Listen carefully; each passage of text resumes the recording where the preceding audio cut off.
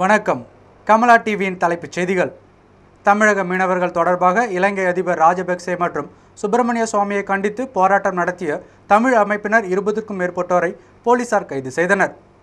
தேசிய புற்றுநோய் விழிப்புணர்வு தினத்தையொட்டி ஜிப்மர் புற்றுநோய் மையத்தின் சார்பில் பள்ளி மாணவர்களுக்கான விழிப்புணர்வு முகாம் நடத்தப்பட்டது.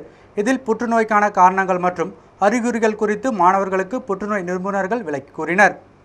முத்தியால்பேட்டையில் ரேஷன் கடை அமைக்க எதிர்ப்பு தெரிவிக்கும் தொகுதி சட்டமன்ற உறுப்பினர் நந்தா சரவணனை கண்டித்து அப்பகுதியினர் முற்றுகை போராட்டத்தில் ஈடுபட்டனர்.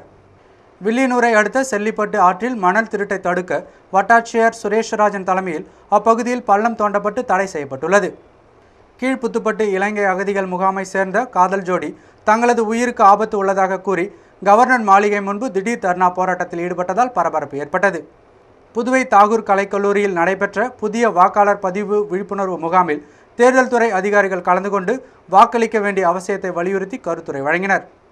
புதுவையில் போக்குவரத்து விதிகளை மீறி இயக்கிய 30 வாகனங்களை போக்குவரத்து போலீசார் பறிமுதல் செய்தனர். நடிகர் கமலஹாசன் பிறந்தநாளையொட்டி கோவிந்தசாலை கின்னஸ் நாயகன் கமலஹாசன் நற்பணி இயக்கத்தின் சார்பில் மாணவர்களுக்கான கல்வி உபகரண பொருட்கள் வழங்கப்பட்டன. தூக்கு தண்டனை விதிக்கப்பட்டுள்ள தமிழக மீனவர்களை விடுவிக்க கோரி பன்னாட்டு மனித உரிமைகள் பேரவை நடத்திய கண்டன ஆர்ப்பாட்டத்தில் விழுப்புரம் மாவட்ட திருநங்கைகள் பலரும் கலந்து கொண்டனர். தமிழ்நாடு புக் ஆஃப் ரெக்கார்ட்ஸ் அமைப்பின் சார்பில் புதுவையில் வரும் ஜனவரி 2ஆம் தேதி முதல் 18ஆம் தேதி வரை உலக சாதனை திருவிழா நடைபெற உள்ளதாக நிகழ்ச்சி ஏற்பாட்டாளர்கள் தெரிவித்துள்ளனர். வில்லியனூர் தட்டாஞ்சாவடி ஜிஎன் பாளையம் பகுதியில் தூய்மை இந்தியா திட்டத்தினை புதுவை ஒழுங்கு விற்பனை குழு தலைவர் ரகு தொடங்கி வைத்தார். நவம்பர் புரட்சி மற்றும் மார்க்சிஸ்ட் கட்சியின் பொன்விழா ஆண்டையொட்டி மார்க்சிஸ்ட் கம்யூனிஸ்ட் கட்சி சார்பில் சிறப்பு கருத்தரங்கம் நடைபெற்றது.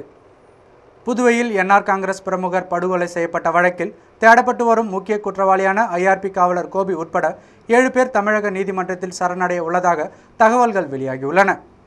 வில்லியனூரில் இளம்பெண் பாலியல் பலாத்காரம் செய்யப்பட்ட வழக்கில் 2 பேரை போலீசார் கைது செய்துள்ளனர். பாரதிய ஜனதா மூத்த தலைவர் எல்.கே. அத்வானியின் பிறந்தநாளையொட்டி புதுவை மாநில பாரதிய ஜனதா கட்சியினர் மணக்குள விநாயகர் ஆலயத்தில் சிறப்பு வழிபாடு நடத்தி பொதுமக்களுக்கு அன்னதானம் வழங்கினர். பாரதி அஞ்சல் ஊழியர் சங்கத்தின் புதுவை கோட்டத்திற்கான புதிய சங்க கொடியேற்று விழாவில் சட்டமன்ற உறுப்பினர் விஸ்வேஸ்வரன் கலந்து கொண்டு சங்க பெயர் பலகையை திறந்து வைத்தார். பாம்பாற்றின் குறுக்கே அணை கட்டக்கூடாது என கேரள அரசை அறிவுறுத்தும்படி பிரதமர் நரேந்திர மோடியை முதல்வர் ஓ பன்னீர்செல்வம் வலியுறுத்தியுள்ளார்.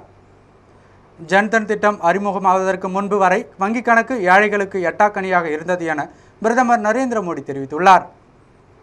கோவா மாநிலத்தின் புதிய முதல்வராக லட்சுமிகாந்த் பர்சேகர் பதவியேற்றார். அவருக்கு கோவா மாநில ஆளுநர் பதவி பிரமாணம் செய்து வைத்தார். மத்திய அமைச்சரவை விரிவாக்கம் செய்யப்பட உள்ள நிலையில் புதிய அமைச்சர்களின் பட்டியலுக்கு பாரதிய ஜனதா ஆட்சிமன்ற குழு கூட்டத்தில் ஒப்புதல் அளிக்கப்பட்டிருப்பதாக தகவல் வெளியாகியுள்ளது. ஜெருசலேமில் இஸ்ரேலியர்கள் மீது தாக்குதல் நடத்தும் பாலஸ்தீனியர்களின் வீடுகளை இடித்து தள்ள அதிபர் பெஞ்சமின் நெதன்யாகு உத்தரவிட்டுள்ளார். இத்துடன் கமலா டிவியின் தலைப்புச் செய்திகள் நிறைவடைந்தது.